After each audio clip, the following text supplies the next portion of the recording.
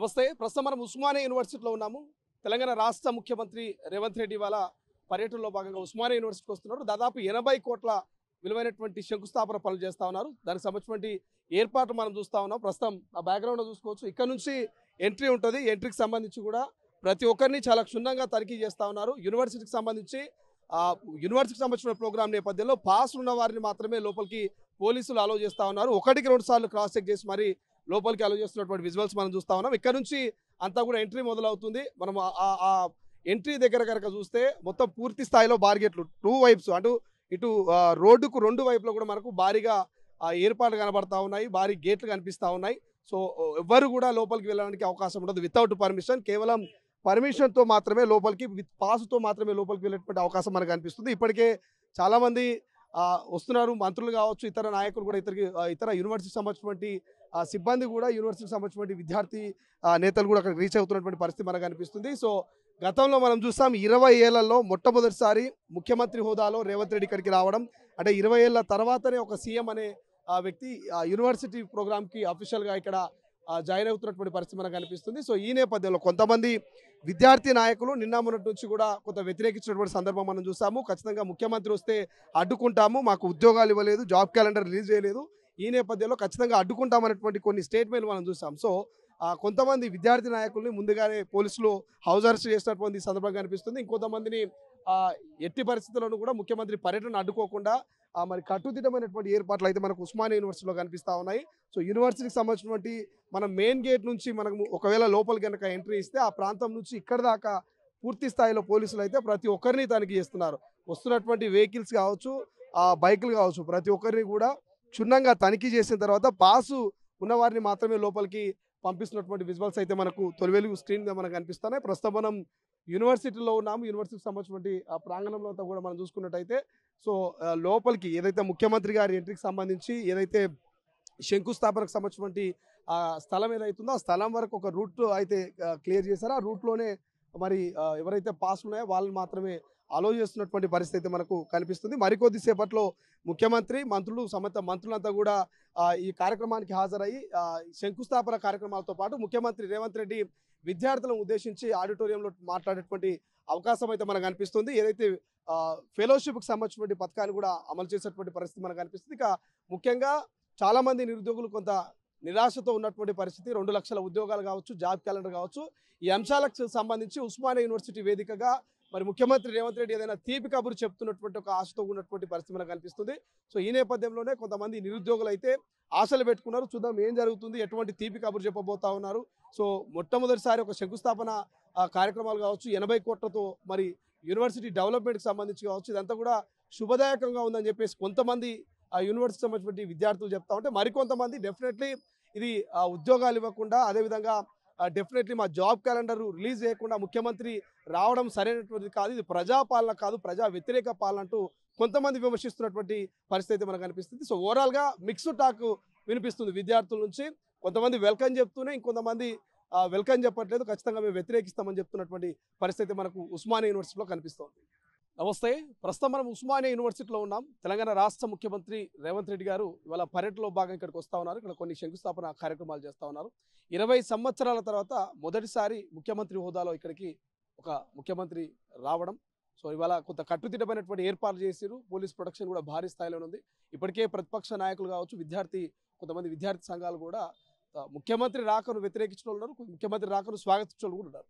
So ఆ నేపథ్యంలోనే భారీ బందోబస్తును ఏర్పాటు చేశారు. ఉస్మానియా యూనివర్సిటీలో పోలీసులు అయితే భారీగానే కనబడతా ఉన్నారు. సో మాట్లాడే ప్రయత్నం చేద్దాం. ఉస్మానియా యూనివర్సిటీకి సంబంధించిన కొంతమంది రీసెర్చ్ స్కాలర్స్ ఉన్నారు మనతో పాటు, వల్గొండ నరసింహతో పాటు కొంతమంది. సో ఎట్లా చూస్తారు ఈ ముఖ్యమంత్రి గారి రాకని, ఈ ధైర్యాన్ని, ఈ సాహసాన్ని ఎట్లా చూస్తారు? గతంలో ఎవరు కూడా చేయనట్టున్నారు తెలంగాణ వచ్చిన తర్వాత, అంతకుముందు ఒక 5 ఏళ్ల పాటు.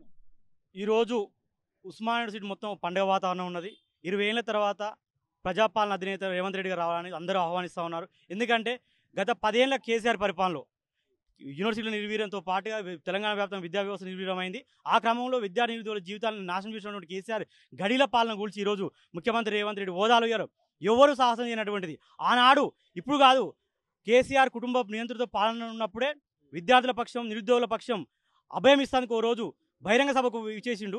ఈరోజు అధికారికంగా మా రేవంత్ అన్న మా కోసం వస్తుందని చెప్పి మేము ఎంతో సంబరంగా ఉన్నాం, సంతోషంగా ఉన్నాం. ఈరోజు ఇది ఏదో రావడం అంటే ఊగనే రావడం కోసం కాదు. ఇక్కడ హాస్టల్ భవనాల నిర్మాణం కోసం మరియు లైబ్రరీ నిర్మాణం కోసం, ఇంకో మరీ ముఖ్యంగా మా రీసెర్చ్ స్కాలర్స్ కోసం ఎంతో కాలం నుంచి దశాబ్ద కాలం నుంచి డిమాండ్ పెట్టడం జరిగింది. యూనివర్సిటీస్ రీసెర్చ్ స్కాలర్స్కి ఫెలోషిప్ ఇవ్వమని చెప్పి సీఎం ఫెలోషిప్ ప్రకటించడం కూడా రావడం జరుగుతుంది. దానితో పాటుగా ఈరోజు ఉస్మానియా యూనివర్సిటీలో తెలంగాణ వ్యాప్తంగా విద్యా వ్యవస్థ ఎట్లా పటిష్టం చేయాలి అనే అంశం పైన మీద విద్యార్థులని ప్రొఫెసర్ ఉద్దేశించి కూడా ప్రసంగించబోతున్నారు ఈరోజు. అంటే ఎట్లా ఉండబోతున్నా అంటే ఇంతకుముందు బీఆర్ఎస్ అధికారంలో ఉన్నప్పుడు ముఖ్యమంత్రి వచ్చే ఆలోచన చేయలేదు, వచ్చినా కూడా ఆయన అడ్డుకుంటామనేటువంటి ఒక చర్చ చూసినాం. బట్ ఇక్కడ కొంత పాజిటివ్గా కనబడతా ఉంది, రేవంత్ రెడ్డికి వెల్కమ్ చెప్తా ఉన్నారు. అయినప్పటికీ కొంతమంది వ్యతిరేకత ఉంటుంది.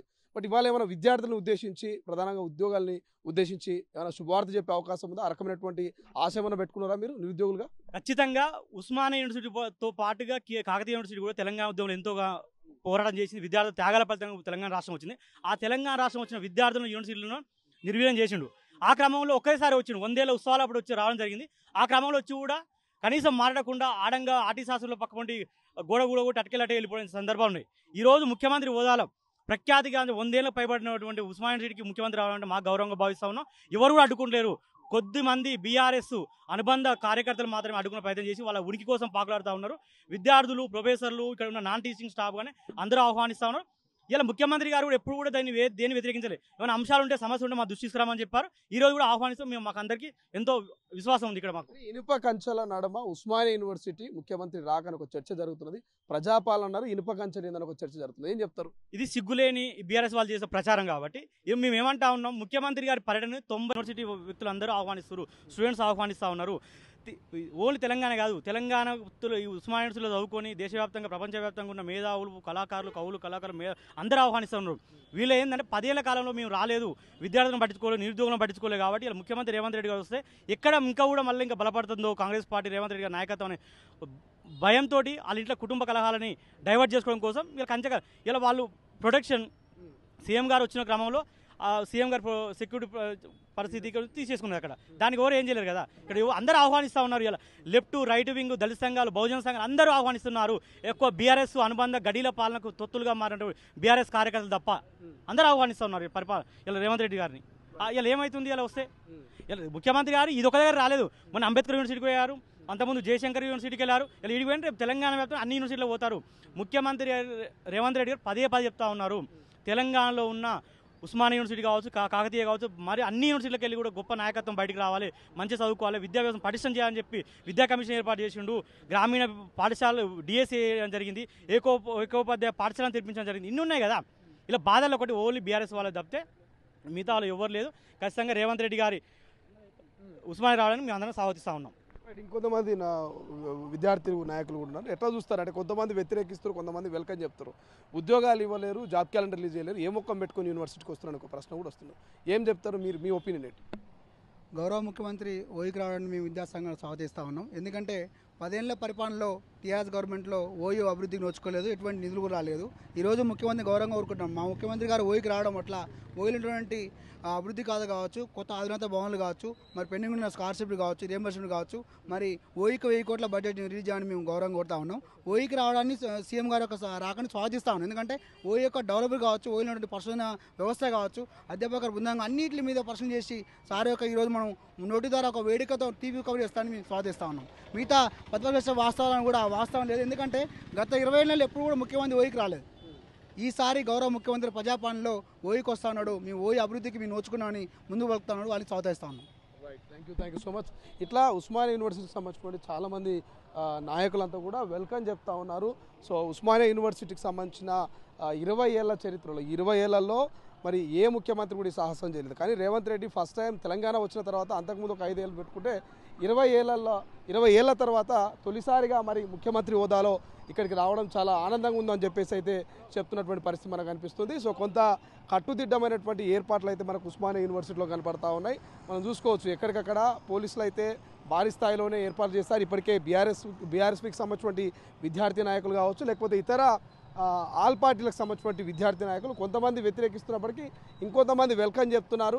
సో 10 ఏళ్లలో బీఆర్ఎస్ పార్టీకి సంబంధించి మాజీ ముఖ్యమంత్రి కేసీఆర్ ఒక్కసారి కూడా విద్యార్థుల గురించి పట్టించుకోలేదు, ఉస్మానియా యూనివర్సిటీలో అడుగుపెట్టలేదు. కానీ ఫస్ట్ టైం ప్రజాపాలన అంటూ రేవంత్ రెడ్డి గతంలో అధికారంలోకి రాకముందు వచ్చి మాతో మాట్లాడారు. మళ్ళీ ఇప్పుడు అధికారంలో ఉండి కూడా తెలంగాణ ముఖ్యమంత్రి రేవంత్ రెడ్డి ఉస్మానియా యూనివర్సిటీకి వస్తున్నారు, చాలా ఆనందంగా ఉందని చెప్పేసి కొంతమంది విద్యార్థి నాయకులు అయితే చెప్తున్నటువంటి పరిస్థితి మనకు కనిపిస్తుంది. మనం ఉస్మానియా యూనివర్సిటీకి సంబంధించినటువంటి రూట్లో ఉన్నాము. సో మనం చూసుకోవచ్చు, భారీగానే పోలీసులు అయితే మోహరించారు. ఆ రూట్ నుంచి ముందుకు వెళ్ళి అక్కడ ఉన్నటువంటి కొన్ని శంకుస్థాపన కార్యక్రమాలు ఏవైతే హాస్టల్కి సంబంధించినటువంటి వసతికి సంబంధించినటువంటి గృహాల శంకుస్థాపన, ఏదైతే రీసెర్చ్కి సంబంధించినటువంటి ఫెలోషిప్కి సంబంధించినటువంటి పథకాన్ని కూడా ప్రారంభిస్తూ యూనివర్సిటీకి సంబంధించి అదేవిధంగా నిరుద్యోగులని ఉద్దేశించి ముఖ్యమంత్రి రేవంత్ రెడ్డి గారు ఇవాళ కొన్ని వ్యాఖ్యలు చేసేటువంటి అవకాశం కనబడతా ఉంది. ప్రధానంగా వారికి ఏదైతే 2 లక్షల ఉద్యోగాలు కావచ్చు, లేకపోతే జాబ్ క్యాలెండర్ కావచ్చు, ఇటువంటి అంశాల మీద ముఖ్యమంత్రి రేవంత్ రెడ్డి ఏమైనా తీపి కబీర్ చెప్పేటువంటి అవకాశం ఉంటుంది, నిరుద్యోగులతోటి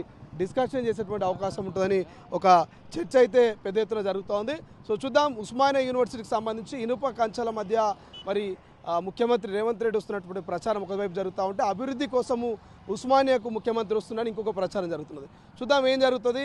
మరి ముఖ్యమంత్రి కార్యక్రమం అనంతరం ఎటువంటి వరాల జల్లు తెలంగాణ నిరుద్యోగుల మీద ఉండబోతుంది అనేది. కెమెరా పర్సన్ అజయ్తో శ్రీశైలం, తొలి వెలుగు, ఉస్మానియా యూనివర్సిటీ, హైదరాబాద్. అసలైన తొలి వెలుగు. ఫాలో వాట్సాప్ @తొలి వెలుగు official.